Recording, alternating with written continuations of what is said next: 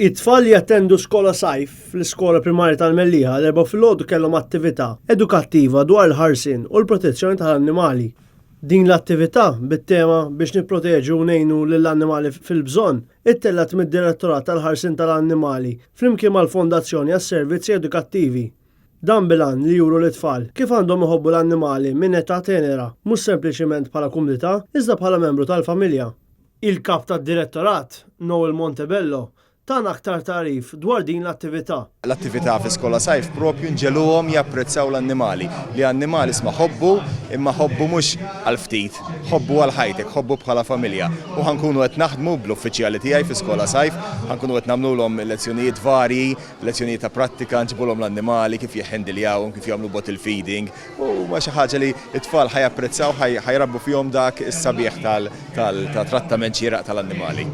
Din hija waħda mill-attivitajiet li se jsiru madwar 13-il ċentru f'Malta u Għawdex għat-tfal li jattendu SkolaSajf. Jacques Zoppardi, Child Support Worker fl-Iskola Primarja tal-Mellieħa, tkellem magħna dwar esperjenza li qasam ma' tfal f'din l-attività. Dakinhar ġejt l-iskola u sibna ġiex kittens f'magna ta' karozza.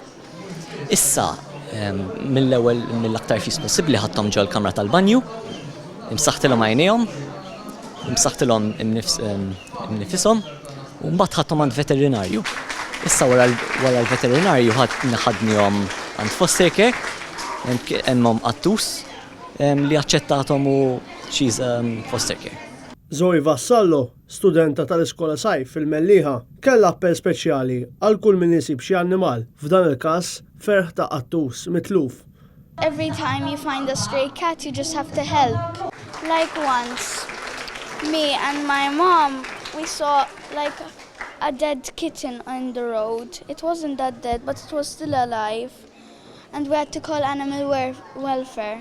Id-Direttorat tenna l-appell ta' Zoe lill-pubbliku ġenerali biex iċemplu 1717 kull meta jaraw xi annimal mhux f'siktu jew jiġru fit-toroq mingħajr is-sit sabiex l-ambulanza tal-annimali u l-uffiċjali jassistu lill-annimali u jittieħdu l-isptar tal-annimali f'Taqali.